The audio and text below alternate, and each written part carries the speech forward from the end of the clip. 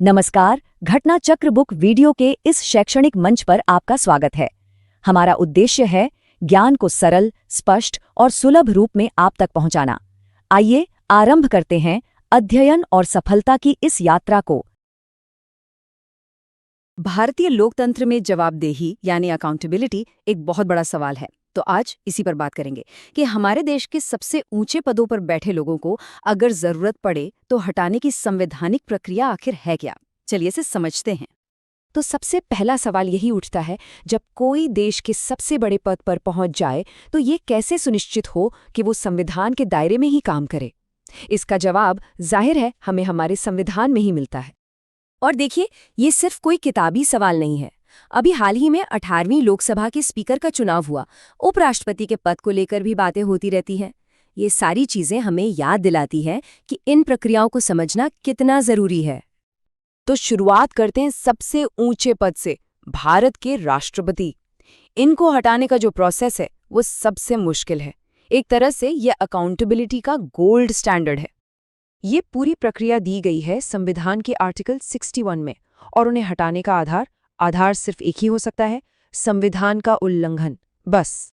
तो ये काम कैसे करता है? देखिए, प्रोसेस की शुरुआत संसद के किसी भी सदन, लोकसभा या राज्यसभा में हो सकती है, पर इसके लिए 14 दिन का एडवांस नोटिस देना जरूरी है। फिर जिस सदन ने शुरुआत की उसे अपनी कुल सदस्यता के 2/3 बहुमत से प्रस्ताव पास करना होता है। इसके बाद मामला दूसरे सदन में जाता है जो आरोपों की जांच करता है, और अगर जांच के बाद वो सदन भी अपनी कुल सदस्यता के 2/3 बहुमत से प्रस्ताव पास कर दे, तभी राष्ट्रपति को पद से हटाया जाता है। और इस पूरी प्रक्रिया में सबसे अहम चीज है ये आंकड़ा 2/3, और वो भी सदन की कुल सदस्यता का। मतलब अगर कुछ सीटें खाली हैं या कुछ सांसद उस दिन नहीं आए तो उससे कोई फर्क नहीं पड़ता। ये एक बहुत बहुत ऊंचा स्टैंडर्ड है जिसे पाना लगभग नामुमकिन सा है। अच्छा, ये तो हुई राष्ट्रपति की बात। अब आते हैं उपराष्ट्रपति पर। यहाँ पर कहानी थोड़ी अलग है, और इसमें राज्यसभा का एक बहुत ही खास रोल है। उपराष्ट्रपति को हटाने का जिक्र है आर्टिकल 67B में, और यहाँ ये समझना जरूरी है कि उपराष्ट्रपति राज्यसभा के पदेन सभापति यानी एक्स ऑफिशियो चेयरमैन भी होते हैं। इसी वजह से उन्हें हटाने की प्रक्रिया में राज्यसभा की भूमिका सबसे अहम हो जाती है। और यहीं पर सबसे बड़ा फर्क आता है। राष्ट्रपति के मामले में जैसा हमने देखा, प्रोसेस कोई भी सदन शुरू कर सकता है, लोकसभा या राज्यसभा, लेकिन उपराष्ट्रपति को हटाने का प्रस्ताव वो सिर्फ और सिर्फ राज्यसभा में ही लाया जा सकता है। ये एक बहुत बड़ा अंतर है। तो उपराष्ट्रपति के लिए प्रोसेस क्या है? राज्यसभा अपने उस समय के सभी सदस्यों के बहुमत से प्रस्ताव पास करती है। ध्यान दीजिए, यहाँ कुल सदस्यता नहीं बल्कि उस समय के सदस्य कहा गया है।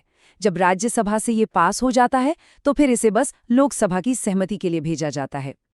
तो हमने राष्ट्रपति और उपराष्ट्रपति को देख लिया। अब जरा सदन के अंदर के अधिकारियों पर आते हैं, यानी लोकसभा के स्पीकर और राज्यसभा के डिप्यूटी चेयरमैन। यहाँ एक बहुत ही सीधा और सिंपल सा सिद्धांत है। जिस सदन का अधिकारी, उसे हटाने की ताकत उसी सदन के सदस्यों के पास होती है। तो लोकसभा स्पीकर के लिए आर्टिकल 94 के तहत ये पावर लोकसभा के पास है, और राज्यसभा के डिप्यूटी चेयरमैन के लिए आर्टिकल 90 के तहत ये पावर राज्यसभा के पास। तो एक बार फटाफट सब कुछ एक साथ रखकर देखें तो राष्ट्रपति, दोनों सदनों में कुल सदस्यता का 2/3 बहुमत। उपराष्ट्रपति, शुरुआत सिर्फ राज्यसभा में और फिर लोकसभा की सहमति। और स्पीकर और डिप्टी चेयरमैन सिर्फ उनके अपने अपने सदन में उस समय के सदस्यों के बहुमत से। ये साफ दिखाता है कि हर पद के लिए प्रक्रिया कितनी अलग और सोच समझकर बनाई गई है। लेकिन रुकिए, यहाँ एक बहुत ही मजेदार बात है, खासकर लोकसभा स्पीकर को लेकर। आर्टिकल 94 में एक ऐसी चीज छिपी है जिसके बारे में ज्यादा लोग नहीं जानते। क्या ये मालूम था कि जब लोकसभा भंग हो जाती है, मतलब सरकार का कार्यकाल पूरा हो जाता है, तो सारे सांसद नहीं रहते, लेकिन स्पीकर अपने पद पर बने रहते हैं। हाँ, वो तब तक स्पीकर रहते हैं जब तक नई लोकसभा की पहली बैठक नहीं हो जाती। ये कंटिन्यूटी यानी निरंतरता बनाए रखने के लिए एक बहुत ही कमाल का संवैधानिक डिजाइन है। तो हमने ये तो देख लिया कि ये सब प्रोसेस काम कैसे करते हैं, पर एक बड़ा सवाल अब भी बाकी है कि इन्हें इतना मुश्किल बनाया ही क्यों गया है। और जवाब ये है कि ये कोई कमी नहीं है, बल्कि ये हमारे संविधान की एक खासियत है, एक फीचर है। ये जो मुश्किल प्रक्रिया है ना, ये एक तरह का सुरक्षा कवच है जो इन बड़े पदों को राजनीतिक उठापटक और मनमानी से बचाता है। तो असल में ये सब कुछ एक बहुत ही नाजुक संतुलन बनाने की कोशिश है। एक तरफ ये पक्का करना कि कोई भी कानून से ऊपर ना हो, सबकी जवाबदेही तय हो, और दूसरी तरफ देश की पूरी व्यवस्था को स्थिर रखना, उसे किसी भी तरह के राजनीतिक दबाव से बचाना।